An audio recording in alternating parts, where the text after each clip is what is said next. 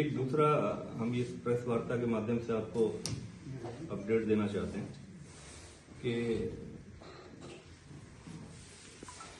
Faridabad police crime branch sector 30 में काम करते हुए कुछ मुख्य आरोपी हैं जो एक्सटॉर्शन का रैकेट इंटरनेशनल जो सिंडिकेट रन हो रहा है, जो बाहर में बैठ के कुछ आपराधिक किस्म के लोग इंडिया के, हिंदुस्तान के और खासकर दिल्ली एनसीआर और नेबरिंग हमारे स्टेट्स पंजाब, राजस्थान,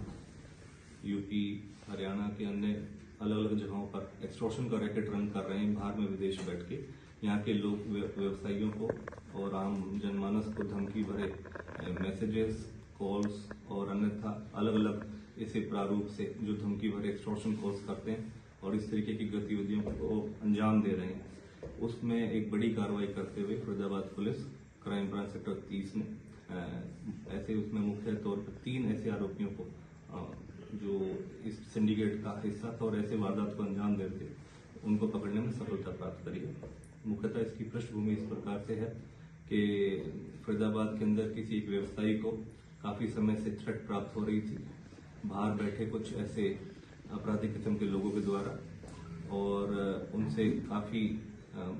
बड़ी मात्रा में उनसे एक्सटॉर्शन मनी मांगी जा रही थी। इस संबंध में मल्टीपल टाइम्स उनके पास कॉल और मैसेजेस प्राप्त हुए और उस संबंध में कार्रवाई करते हुए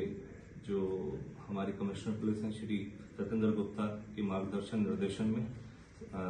जो हमारी क्राइम ब्रांच है निरंतर इस पर नजर बनाए रखी हुई थी और ऐसे अपराधियों की तलाश में थी कि कौन ऐसे व्यक्ति विशेष जो ऐसे सिंडिकेट का हिस्सा है और ऐसी कार्रवाइयों को, गतिविधियों को अंजाम दे रहे हैं। तो उसी के मद्देनजर हमारे सत्येंद्र गुप्ता जो सीपी फरीदाबाद है, उन्होंने डायरेक्शन दिया और हमारे डीसीपी क्राइम श्री मुकेश मल्होत्रा के मार्गदर्शन में टीम गठित करी गई जो निरंतर इन सिंडिकेट के सभी जो हेंचमैन हैं, जो ऐसे गुर्गे हैं, उनके ऊपर काम कर रही थी। कौन सिंडिकेट को रन कर रहा है, ऐसे कितने उनके गुर्गे हैं जो आसपास इस क्षेत्र में एक्टिव हैं, उनके खिलाफ कार्रवाई करते हुए 3 ऐसे मुख्य आरोपियों को जिन्होंने इस वारदात को अंजाम दिया उनको पकड़ने में सफलता प्राप्त कर लिया। इस क्राइम ब्रांच जो सेक्टर 30 है, इनको जो लीड कर रही थी टीम, उसमें जो मुख्य तौर पर इंस्पेक्टर अनिल है, उनकी मुख्य भूमिका रही है और उसके साथ हमारी अन्य क्राइम ब्रांच सेक्टर 48 और सेक्टर 85 के इंचार्जेस और उनकी टीमों ने भी इस चीज के अंदर योगदान दिया है। इसमें मुख्य तौर पे जो हमारे यहाँ पर फरीदाबाद के अंदर एक व्यवसायी है जिनको काफी समय से इस तरीके के एक्सटॉर्शन कॉल्स और धमकी भरे मैसेजेस प्राप्त हो रहे थे और काफी बड़ी मात्रा में उनसे एक्सटॉर्शन मनी डिमांड करी जा रही थी और जब उन्होंने उस चीज को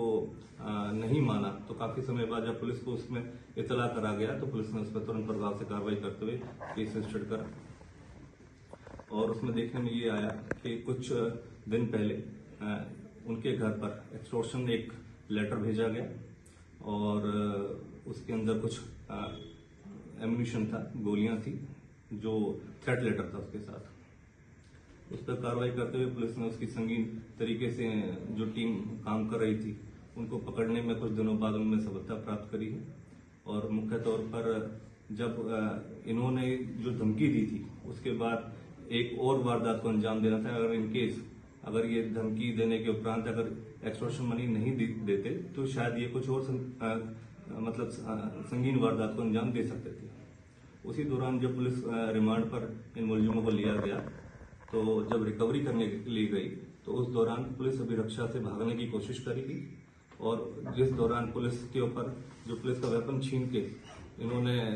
जो मुख्य आरोपी था मोनू, उसने भागने की कोशिश करी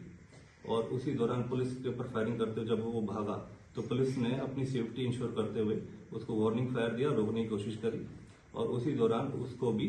फायर आर्म जो पुलिस ने रिटेलिएट करा उस दौरान वो भी घायल हो गया। तो मुख्य तौर पर उसको काबू करा गया है, कुछ चीजें रिकवर करी गई हैं और आगे कार्रवाई जारी है। तीनों आरोपी के नाम क्या है और क्या करते हैं और कौन सी गैंग से जुड़े हुए? मोनू, गुजर, हनी और कपिल, ये 3 आरोपी हैं जो कि भटिंडा के निवासी हैं पंजाब से और यहाँ स्पेशली जो इनके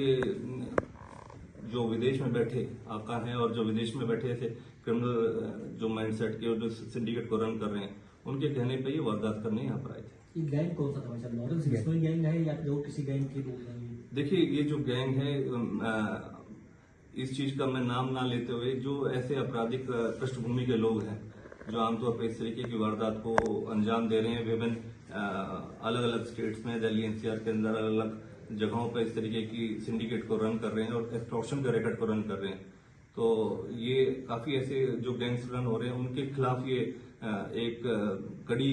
चुनौती भी थी पुलिस के पास, और उसी तरीके से इनके खिलाफ कार्रवाई भी करी जा रही थी, जिस